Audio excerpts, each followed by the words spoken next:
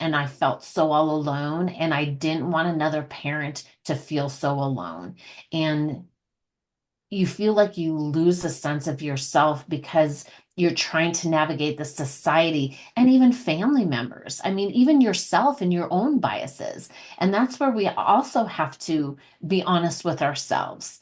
I know at one point in time, if I saw a child, having a meltdown in the store, we all make a quick judgment about what's happening. And that's where I want to help us stop.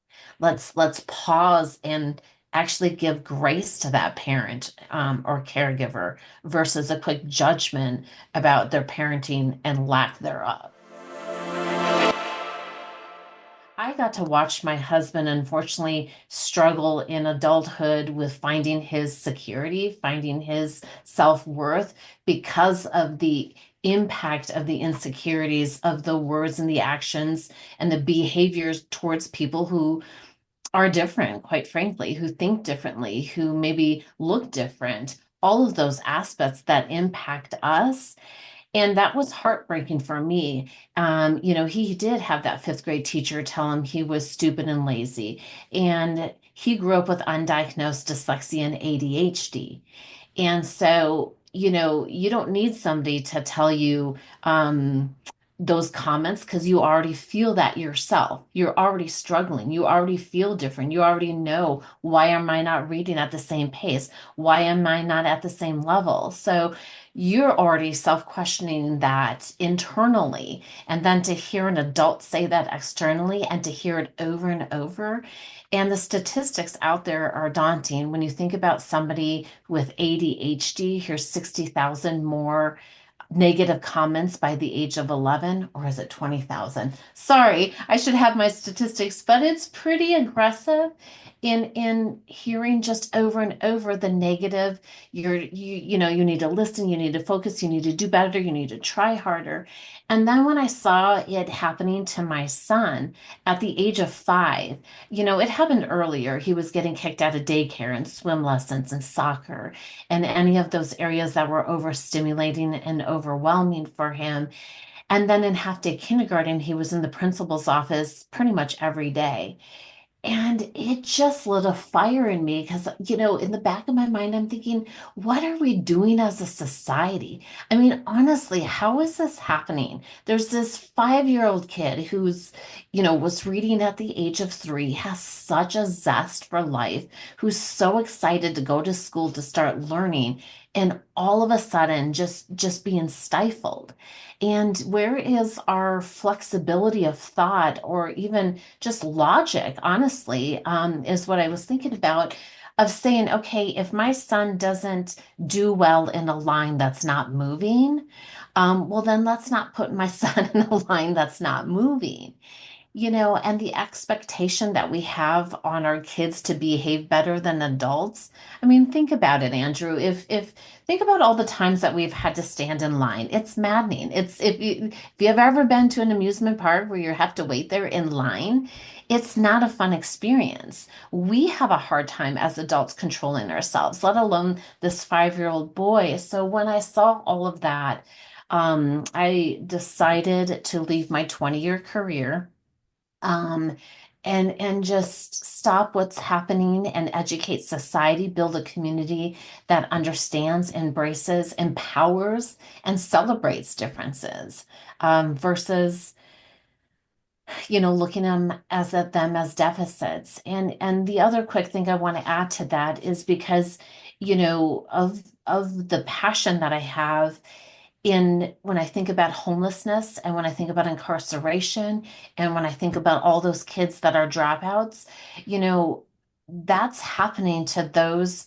that are probably some of the most creative, bright minds out there, but are so misunderstood and so feeling bad about themselves that why should they think that they can make an impact in society? So that's where my passion comes from. That's where my drive is. And that's why I decided, like I said, to walk away from a 22 actually year career to start this organization.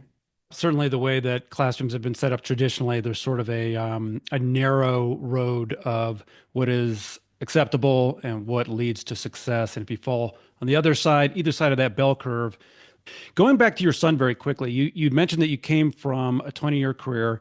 What was it or when was it in your son's learning or development that you kind of realized, okay, I need to do something? And then what steps did you take from there? Because I'm thinking about parents who are listening who may get conflicting advice or guidance or feedback from schools, pediatricians, other parents. What was it that cued you up that you needed to find out more and do something a little differently? Yeah, great question because with my husband's experience, he actually started a company called Results Learning that he focused on executive function coaching. So for 17 years, he was in the field of supporting neurodivergent individuals. So I had a lot of tools and resources because of what he did and his experience. And I still felt like I was lost, like I was drowning. I felt so judged as a parent. I feel so conflicted in how to work with the school systems because there was obviously a lot of anger, a lot of sadness, a lot of frustration about the whole system in general. We had called Child Find a couple times to evaluate him to see what was going on. You know, early on, they said the rigidity of the daycare that he was in was causing this. I'm like, I know there's a lot more going on in how to support him. Then trying to get a diagnosis, or not a diagnosis, an evaluation.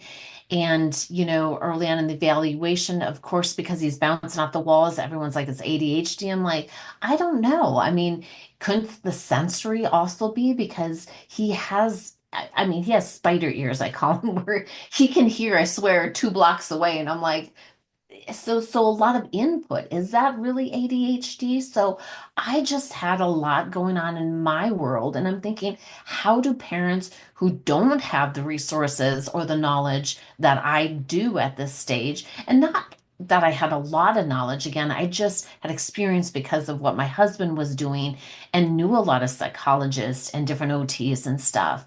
Um, and there wasn't really an organization out there that just really helped guide parents. And so that's where my conviction came from. I'm like, this is just, it's got to change. And I just felt empowered to be that voice and start because the first thing I did when I started Guiding Bright Minds was to create a directory of providers that support the neurodivergent community. So I personally meet with all of them to find out why are you doing what you're doing? How are you helping?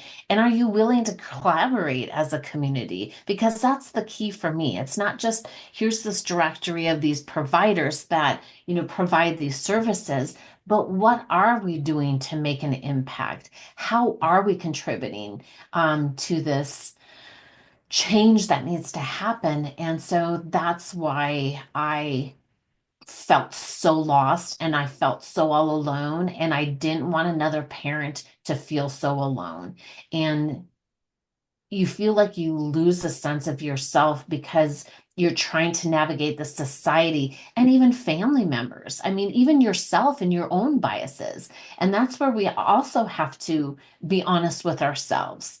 You know, I know at one point in time, if I saw a child, you know, having a meltdown in the store, we all make a quick judgment about what's happening. And that's where I want to help us stop. Let's pause and actually give grace to that parent or caregiver versus a quick judgment about their parenting and lack thereof.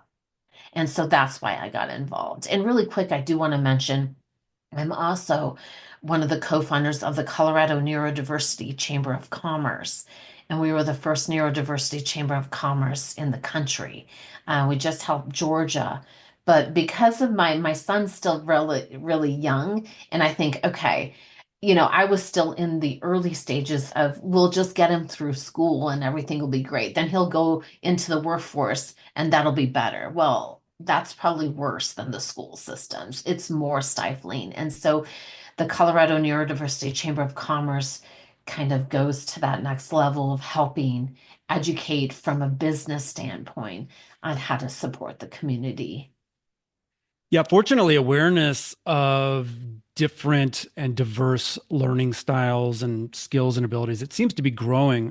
But Yeah, when we were younger, right? I mean, nobody really talked, or I don't recall anyone talking about this much. So we were often lost, or it was left up to ourselves to sort of figure out how we fit into the world and what we were good at and what we weren't. And so our generation of parents, understandably, may not have that awareness. And so there is so much education around what all this means, what is neurodiversity, what is neurodevelopment, what kinds of resources are available out there, and then importantly, once you start getting some information, how to start shifting your approach as a parent to more strengths based. And I know that's a piece of what you do and advocate for as well. So can you talk about what that shift looks like? I mean, when people talk about a deficits based versus a strengths based approach, what are those and how do you shift from one or the other? And how do you work with parents to sort of identify and nurture that shift? Yeah. The first is just I always tell people let's first pause. Like let's slow down because when you're going through this, it is so overwhelming and there's so much information coming at you. When you get a diagnosis, then you get I don't know, I've seen from 4 to 20 pages of information, which is great.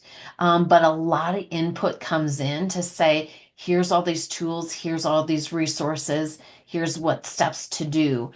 What I want parents to do is just pause. So, whether you get a diagnosis of dyslexia, ADHD, autism, intellectual learning differences, whatever that looks like, think about what that means. So, if your child's diagnosed with ADHD, go and look at what are the strengths commonly aligned with ADHD. What is out there? We all know the negative.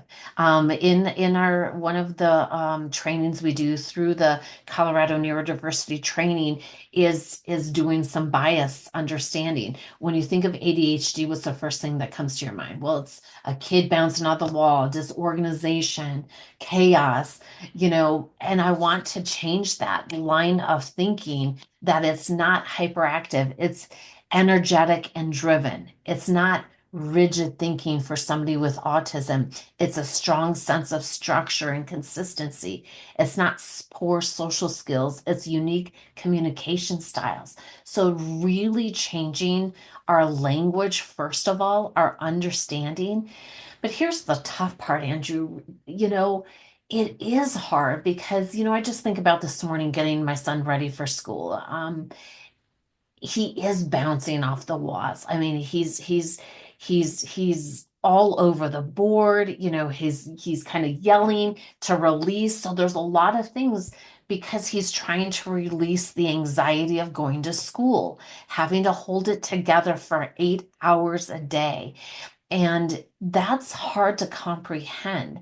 So as parents, it's to prepare yourself, knowing that sometimes I wake up in the morning and I think, it's just going to be an easy day. We're going to get in the shower, we're going to get dressed, we're going to eat breakfast, we're going to get out the door on time. It's never going to happen, Andrew. So it's first facing reality. And the more and quicker you face reality of what this is and how to best support, then you're going to be less prone to frustration, to yelling, to reacting. So it's taken to say, okay, if we just get through this morning and help him, he has to go to the school environment that is more rigid, that doesn't have as much flexibility, and hold it together and try, to make friends, try to fit in, try to be able to listen to the teacher. So it's putting it into perspective, but then it's saying, okay, let's look at that amazing creativity that he has, that he brings to the table, that can be shared. So it's truly changing from how you reframe what it is to how you want it to best support. Don't get me wrong, because it's exhausting. I mean, it is, and that's where I want to tell parents.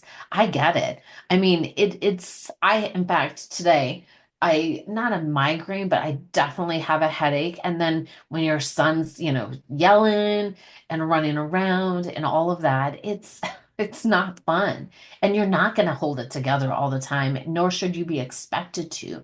But I think what does change and what impacted me significantly was releasing just letting go of whatever expectations that you might have had, you might still have, what family or society might have, and say, you know what, I need to parent my child based upon their needs, not what society, not what anyone else expects, and how to do that. And liberate yourself from freedom from that. Because of my son's energy and wanting to like bang and destroy things, we'll get big boxes and we'll be like, here, go out in the backyard, or, go somewhere to get, inexpensive electronics. Here, take this apart, put this together. Like, give him the outlet he needs that's going to be okay, versus destroying the things in the house.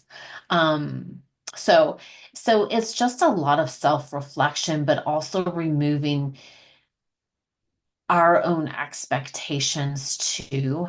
That, at 11, he shouldn't be running around. Well, you know what? You don't know what's going on in his brain. When he was 3, he scribbled on a piece of paper over and over. That's what his brain feels like. So I tell people, why don't you get up in the morning, put your headphones on, turn Metallica up as loud as it can, and while your head's banging the entire time, try to focus. Get ready for work, get ready for school, have a conversation with you. Can you imagine if I was having this conversation and I'm blaring Metallica? Your head's banging. His head's banging all the time. He wakes up at 50. We wake up at 0. And then from 50, his just keeps going up and up. So let's add to his calm as best as we can versus the chaos. And that's, again, I'm a parent. I get it. It's easier said than done, but we have to keep doing it day by day to get better at understanding and support. And certainly, as you mentioned, with all these behaviors, understanding that if they are neurodevelopmental in cause, that's a little bit different than intentional behaviors or some effort to try to cause problems for the child or somebody else, and misplacing the motivation behind those behaviors. So a good understanding of that neurodevelopmental profile can be so important. Guiding Bright Minds, you connect parents with other resources and other providers. How do you go about doing that? How do you find the resources? How do you put parents in touch? Yep. Well, when I first started, that was the one thing, I was calling around, calling different psychologists, calling different therapies, different services, to find out, what are you doing? How are you doing it? How do you support the community? What does that look like? Um, and I quickly learned, because when I was in corporate America working, 60 hours, and my mindset was like, oh, okay, occupational therapist, you're going to fix my child. And I'm doing quotes for those that don't see it. Oh, okay, behavior therapy, you're going to, you're just so on this autopilot of all these services, and finally I was like, enough's enough. Like, I one summer I'm like, there will be no more therapy. He's a child, he needs to be a child, and I, as the parent, need to be educated and learn and understand what this looks like. And so that's what I first started doing, was looking and talking to the providers. And so on my website, you will see the directory of various levels of services that are offered. And I meet with them, I talk to them. I have, a little way in which I do the vetting process as well, through that system. But most important is why are they doing what they're doing, and what is their expectations to support and help, and how do they work with the parents? Because again, I feel that those services are great to help support our kids. I think the most important aspect is for parents to get the training and education and understanding that they need, because it's our home environment. It's our way of supporting them that's going to make the biggest impact.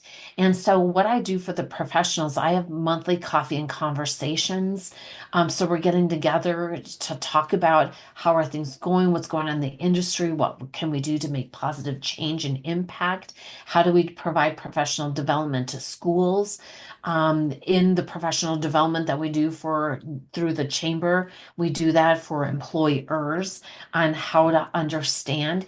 And one of the things is changing the dynamic from that our kids have to change versus society has to change. We need to help educate society to stop some of the damaging comments and conversations. I was doing a meeting one time and I heard a bunch of managers say it's never like we would hire them for a C-suite or management position. And that was just heartbreaking for me and it was also kind of humorous. I'm like, oh, really? Because every neurotypical then is clearly a CEO material, which we know is ludicrous. No.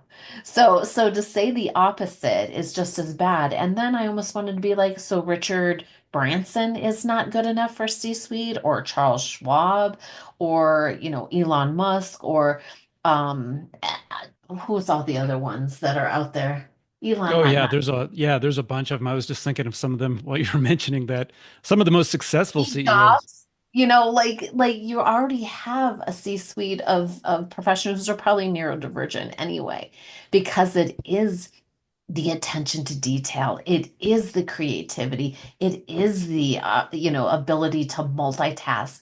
Or like me with my ADHD brain. I mean, sometimes I'm like, can I just have a switch? Because there's so many things. Oh, we can do this and we can do this.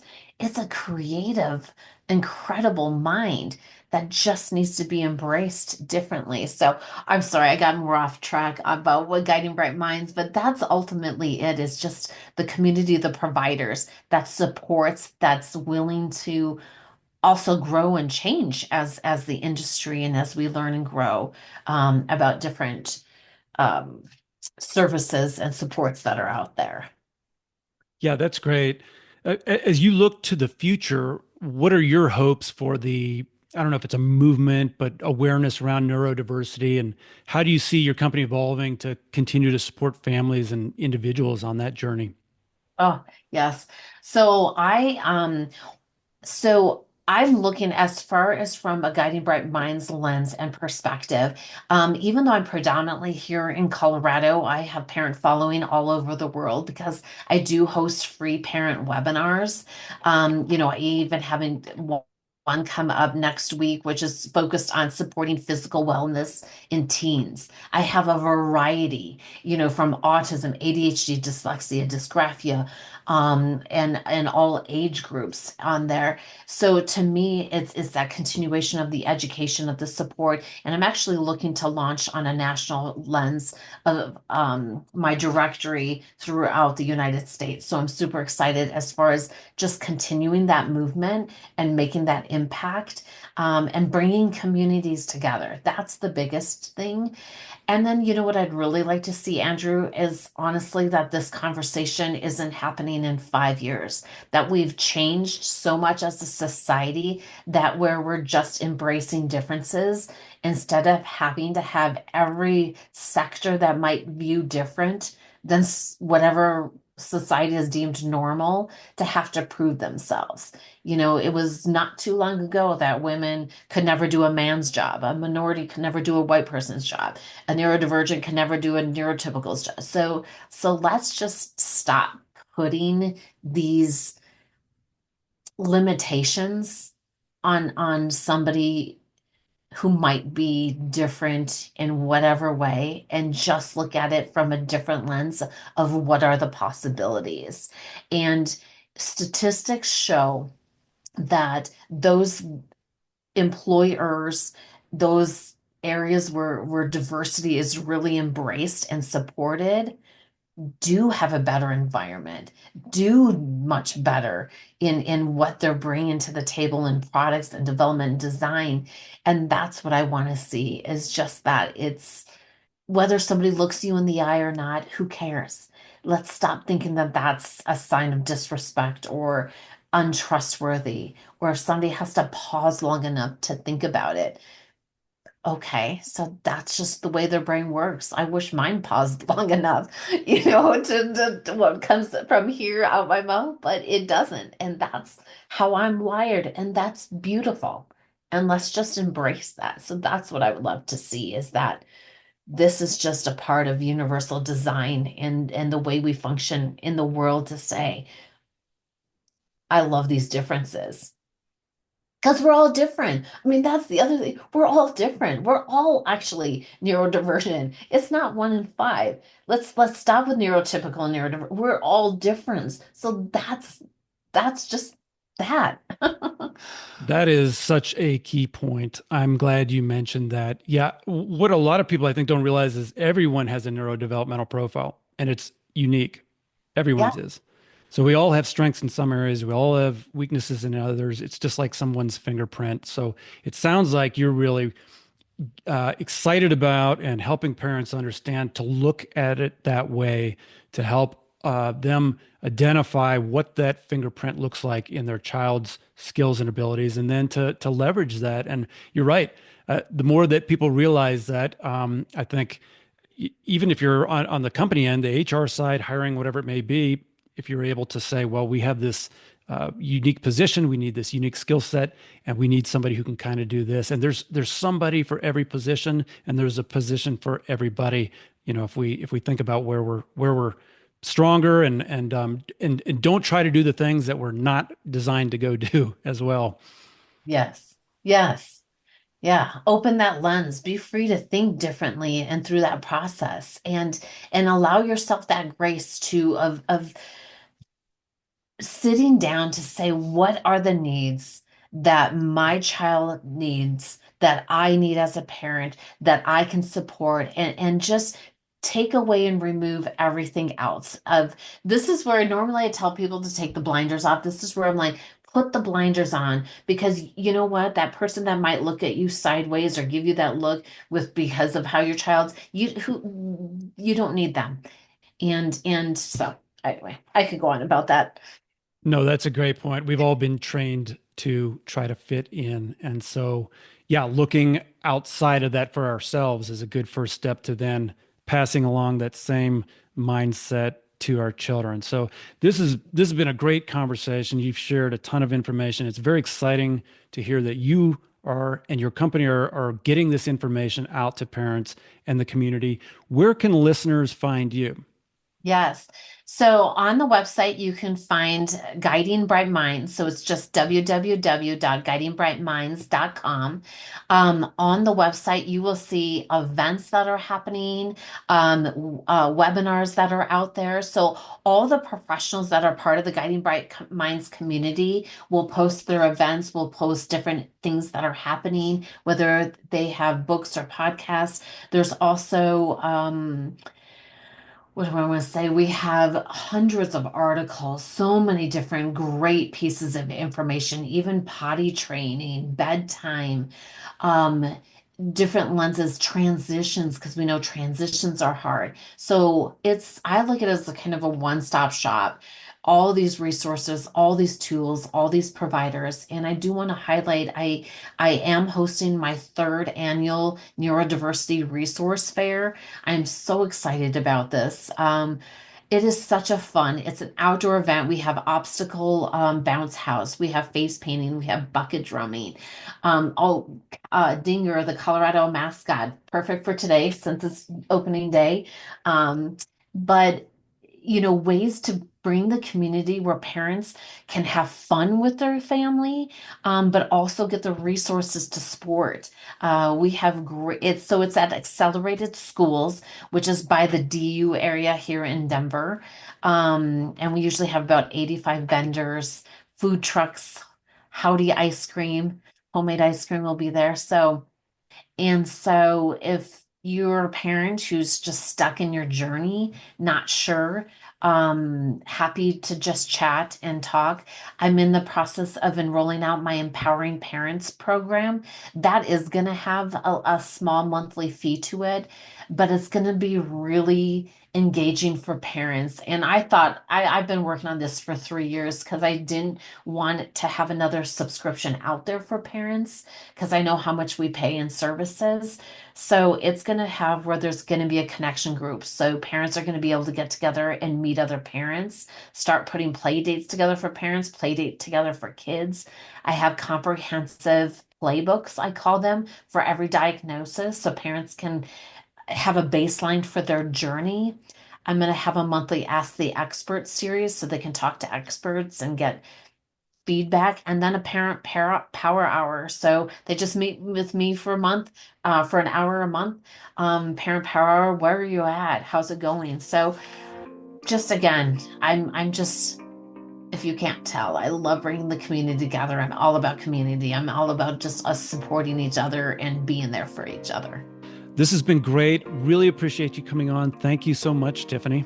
Thank you, Andrew. Thank you for having me. That's it from us today. As always, you can find more information as well as resources on our website, individualmatters.org. We hope you'll join us at the next podcast, where we'll continue to explore topics around successful living, learning and education, and child development, and share ways to help you live a more positive and fulfilling life.